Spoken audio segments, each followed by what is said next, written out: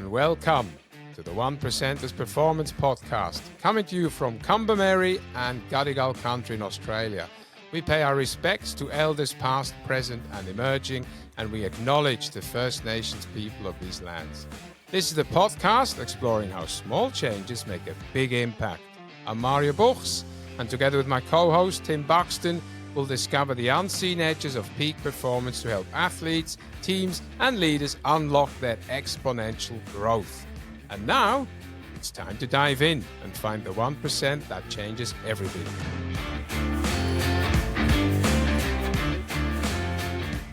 What did it feel like when we finished each day? And, I can just hear Mario's like, okay, we've got to get rest and refuel, but then we're being pulled into a massive hall, greeted by the mayor of the town into their government buildings, and they want to offer us, thankfully, coffee, espresso, which was at least ticked that box. If we're going to come into this meeting and you're going to delay us from going to lunch, at least give us some caffeine and some. Yeah, correct. But yeah, like there we were being ushered in, like welcomed so hospitably, but yet all these other engagements that were obviously really important for us to participate in. How did that was an element of I guess the I felt managing. sorry for them. I mean, yeah. I must have stunk. I know how I smell when after a normal run, let alone 5.5 hours in 35 to 2 degree heat.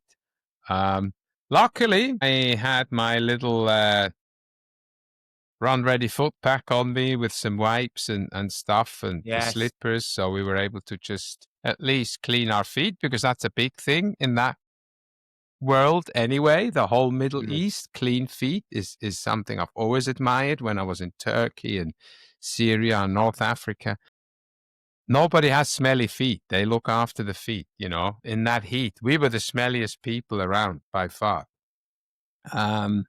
Yeah, I felt a bit, but yeah, you're right. The pinnacle of getting a espresso with a hint of chocolate even, that was fantastic, And I didn't count, but I guess there was 32 people in that room.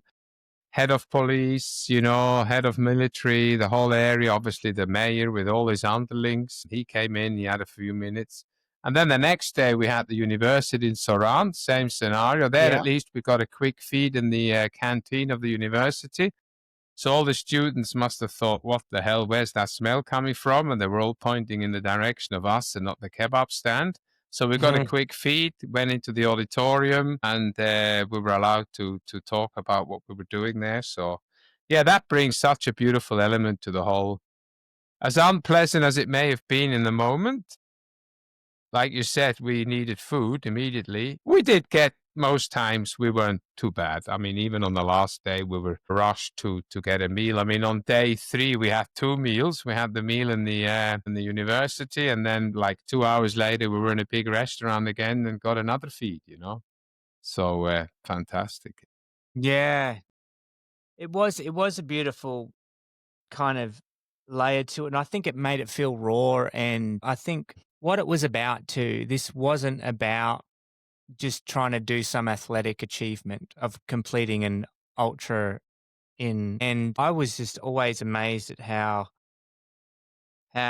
again, testimony to the team, just going with the flow. Like, okay, we've got to get to this university appointment, but we've finished in this town of Khalifan, which is still 20, 30 kilometers out from where we need to be now. And there's reporters that have come on. And so doing a few interviews there while still wanting to just leave, but honor their requests and balancing all of that. At the end of the day, I mean, to allow them to be hospitable and show their acceptance and welcome of us, and to also kind of be there, let them know this is actually about them and how amazing they are as a people and they are as a region as well. This wasn't about us either, and being able to, I guess, both share that and say that and draw attention to that,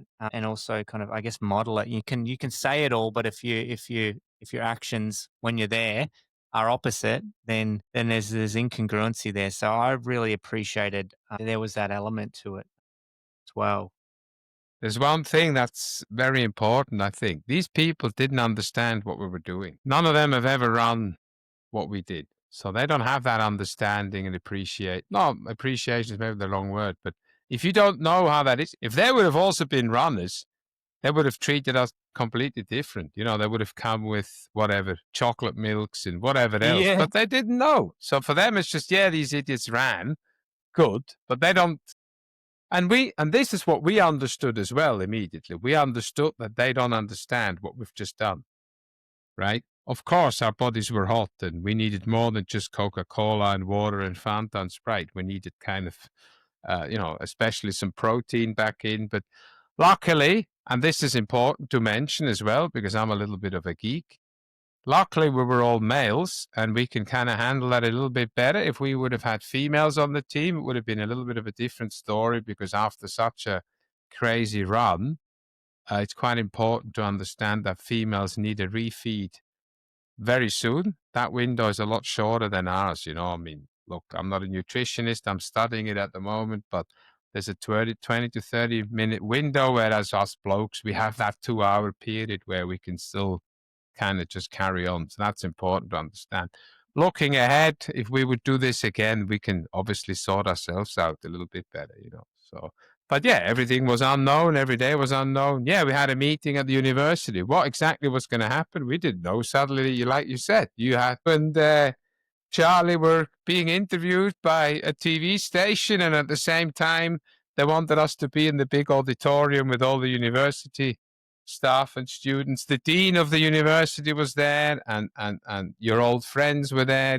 People that helped you build these refugee sites and the schools and stuff. So it wasn't just a reunion; it was big, and you can't even put that in words. What happened on that exact day at the university? It's nuts. It's like putting up the biggest smoothie together that you can think of and just put it all in and then hope for the best with the outcome, when you drink it. That's how it felt for me. For you, I was watching you and it was like all the people you knew, people you didn't know, crazy. Yeah, Yeah. just mind blowing. Yeah, I think once we got past day 3, like you said, the final day did become the dance. It became the Champs-Élysées, the final formality. Even though it was hard in terrain wise, we were greeted with some, I think, the best weather in terms of a lot more shelter and shade through the canyon and the gorge that we ran, and then even though it was quite a climb up and out of Rowan Doos, that town, that canyon city, we clocked our fastest marathon on that final day, and it felt pretty surreal to run into the center of town, to see my friend in his car, my best friend rocking up without realizing it, seeing me and driving past at the same time, to not even find our way, not if how could we find our way into the stadium where we were finishing, which we ended up finishing in this small little astroturf grass stadium. But then the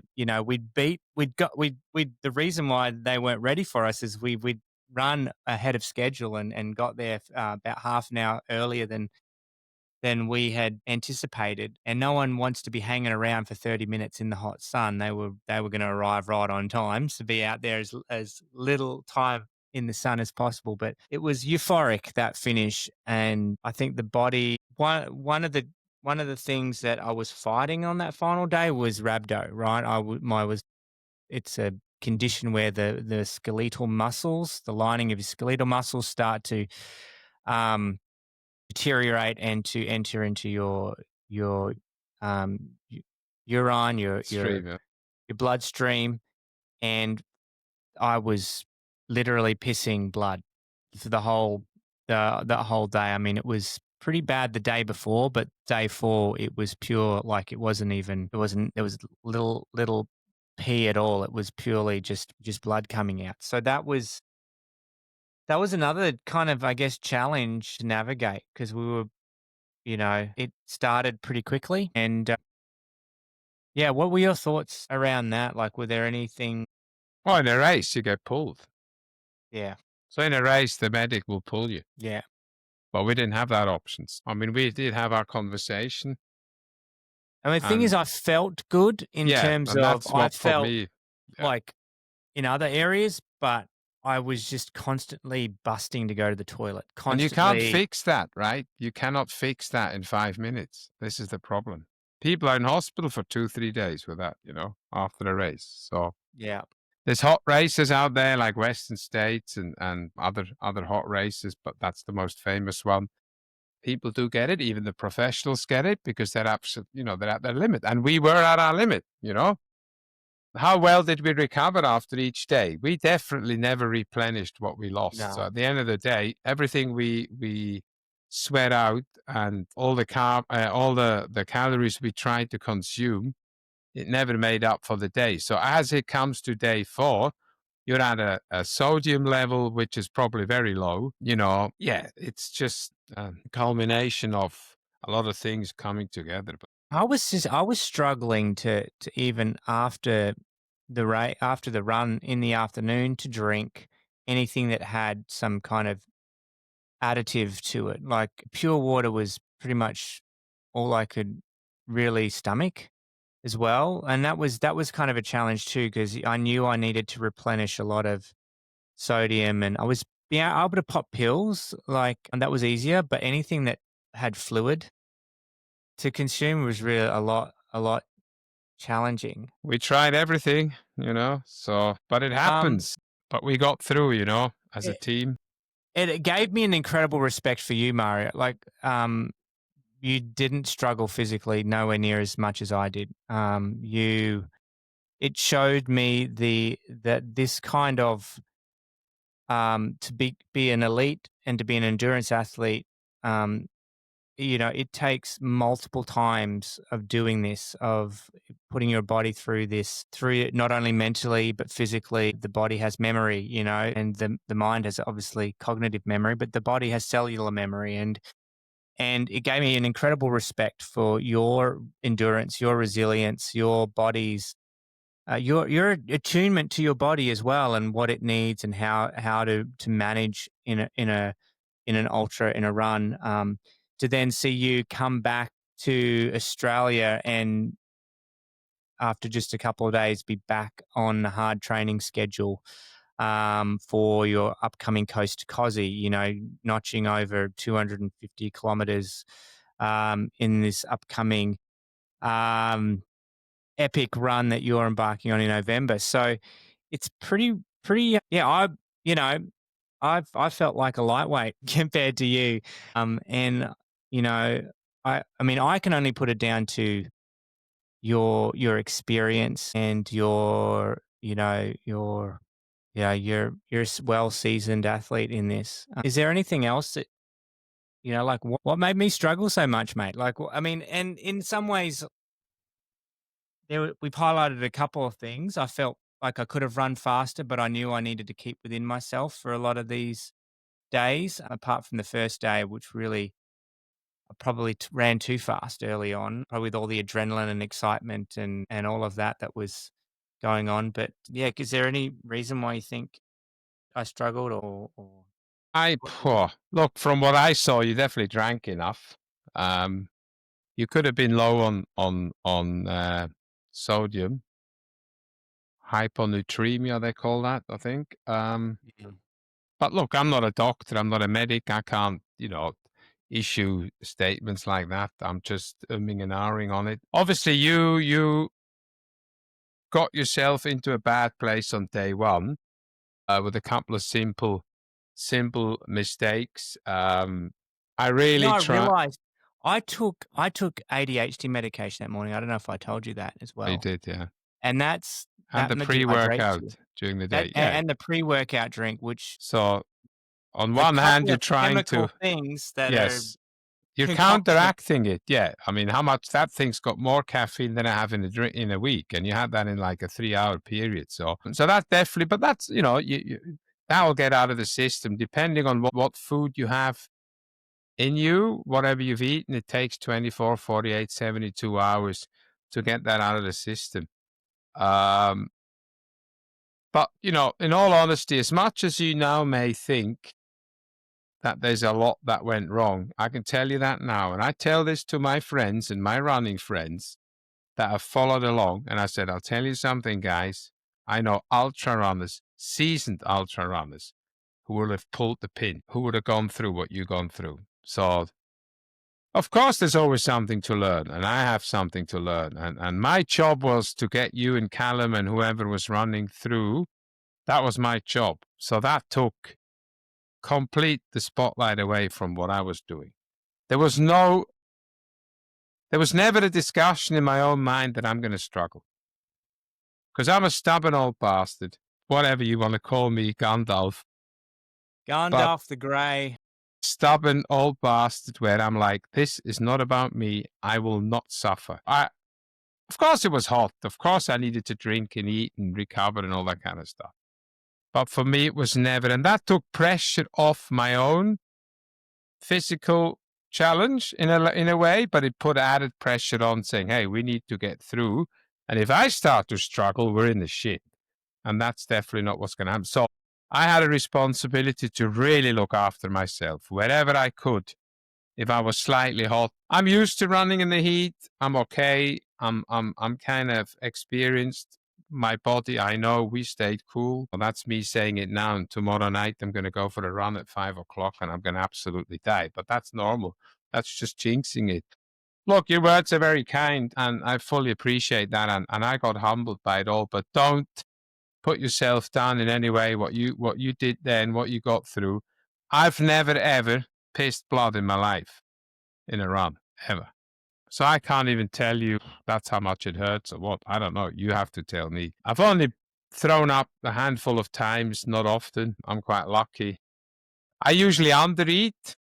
That was my problem. Now I'm okay. I'm on a level now where hopefully you will, all going well, you will be part of my crew at Coast to Cozy and you can see what's getting eaten and drunk and maybe that'll give you a bit of an insight on how the guys feed me and how much it takes to because there the plan is to do 30 minutes. Every 30 minutes I eat and drink something, That's a lot. It sounds like a lot, but to get through a 30+ hour adventure, if you stop eating after 15 hours, and I know people who've done that, to come back from that is so hard, So, but your mental strength is amazing. You're made for this as much as you don't want to hear it. Even Callum said it. There's an ultra runner in the making here. And yeah. Look, I again respect to Callum who didn't complain once and was definitely pushed beyond his limits and what he'd done before, but I think he'd run ultra before, and I know that just I've seen anybody that's done it. You're in elite company. You've there's some incredible incredible takes incredible character, it takes incredible physical strength, it takes so much resilience to complete and again, huge respect to everybody that played their role and got us across the line. And shout out to I think everyone that followed along. We had lots of sponsors, we had lots of people sending messages, lots of people that donated and gave and deep down that, to have raised almost $50,000. And we've not given up. We really are wanting to get help. We want to reach our goal of $100,000, even though the run is over. The job of what this is all about is still got a purpose bigger than just a run. It's about a movement and a message out there. And so many of you have been a part of that. You listened, or you followed along, and I think every single little bit, every moment, you have no idea when you finally see someone that actually gave, and it doesn't matter how much it was like, oh, that person was thinking of me. That person is cheering me on with their time, their money, their energy. And it just, it really encouraged us. And it was so fun to just be part of something so wonderful and so great. I think that's probably what I miss the most of just like, these are the fun things that we spend a lot of energy and time to, and being in that, in that crazy, wild middle of it, sitting in the back of pickup trucks and cruising down this crazy road in the middle of Iraq, and you're like, "What are we doing?" You know, it's that kind of it felt so like this is what it means to be a great adventure, you know? Absolutely. That's what I needed. I got grounded, which is great. It's what I needed. Switch off, all the little problems at home stayed at home and at work and whatever. The live feeds were great. Troy is an absolute natural. Yes. I know so many people who just loved him, like the way he did it so naturally. In awe of your young son, who's now 13. Yeah. People were asking, says, how far did he run? He says, he ran 55 Ks, people. No excuses. He didn't always feel like it. He had No. his little he had his little moments, never complained once in a 2-week period. Amazing. I mean, just shows what kind of parenting you and Sarah are doing. Fantastic. Never complained once. When he was tired, he just slept. He didn't complain. He was tired and just fantastic. Kitali, Isan, Matt, hey man. Yeah. The key to all locked doors, if you want to go through any military post, is definitely guys like, hey man, Mm, we just ran through the checkpoints. We got mm, away from the soldier and you guys are idiots, carry on, right? It's like, yeah, it showed over the next weekend that it was harder than one thought, this whole organizing with local mm, services and stuff. So, hats off to all the people in the background, but you're absolutely right. So many people mm, followed this. I'm still getting donations from people I didn't even think were following, mm, who actually probably now after this had to go and look for the link, which is mm, fantastic. That means, mm, yeah, I'm proud of what we did as a team, as humans. mm. Yeah, it's You're good. right. It's good. There was so much behind the scenes, like you said, the work leading up to it, the preparation. I know our team, preparing getting all the equipment together, and at night making sure batteries were charged. Hey man and Isan weeks before getting all the permissions and the letters and setting up all the meetings and coordinating everything on the fly. That's the stuff that no one talked about. No one said, "Oh, this is what I'm doing." Or they just did it when they knew they could do it and got it done, didn't complain. Incredible. And I think makes me want to do more of this kind of stuff. It makes me want to figure out ways to get more people involved in these kinds of what we called humanitarian ultras. And I think the more we kind of develop this idea of a humanitarian ultra where it's not just let's put a stamp on and I'm, on a marathon run and say you're running for charity. Nothing wrong with that. I'm just saying that's not what we're talking about. We're talking about really the effort and energy that it takes to really design something that really does more than virtual signaling or tokenistic kind of efforts, but it really gives you an immersive experience into what it's like to test your endurance. And I think the the inspiration of those that have gone before us and done it not for fun, for to save and rescue their lives and for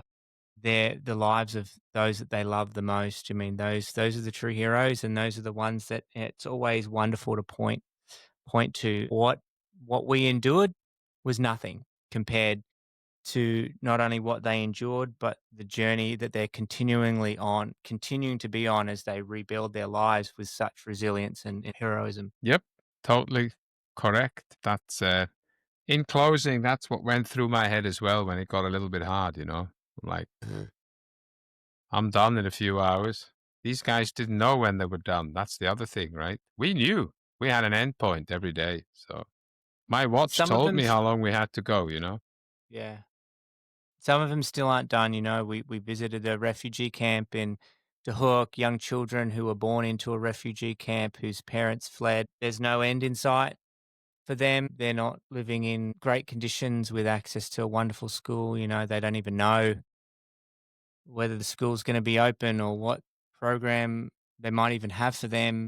And they're lucky if they've got a both parents still, Yeah, I and was just so going to say some of them are orphans or half orphans as well. Yeah, correct. All they know is a tent yeah.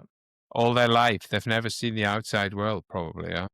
And this is and let's be honest, this is the reality for over 130 million people and rising, because we, you know, quite largely don't know how to get along, and we don't know how to solve our differences with a bit of common sense and human decency. And so this is why it makes it so important that we highlight, like, the true victims of this are not innocent children, families, and so much needs to be done.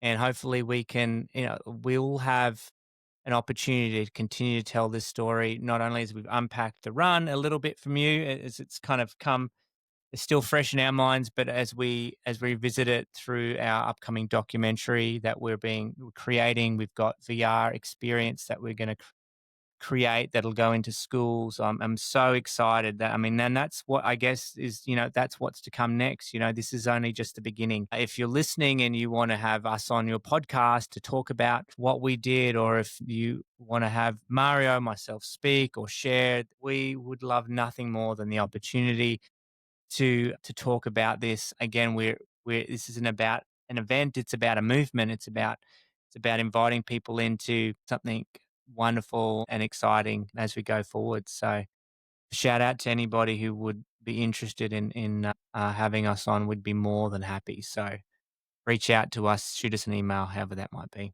Yep. And top dot coach is alive, people, Yes. and kicking, boogieing every day. Excellent, Tim. I love it. All right. Thanks for sharing. It went deep. A bit longer than normal, but I think Yeah. this was required. I Look, we think might cut people will this have up. an hour. If not, We might cut it up into two parts and make you yeah, kind of sweat over it. We'll see. But if we've felt comfortable enough to put it into one long one, then thanks for listening right to the end. Otherwise, we might spare you the longer episode and give you a bit of a two-part one of this. But yeah, it's been great. It's been really good to just talk about it, to be honest, especially with you, Mario. always a pleasure, Tim. Good. Thanks, people. Again, thanks for all the donations, and it makes us really happy, I have to say. And it'll make little kids and families that have no other option than just kind of probably wait every day and hope, even happy. Absolutely. All righty. Peace out. Cheers. Peace out.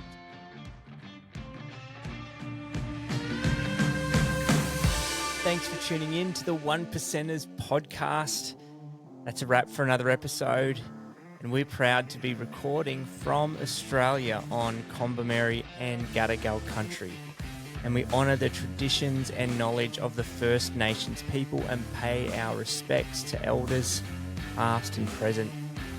If you enjoyed today's episode, don't forget to subscribe and leave us a review.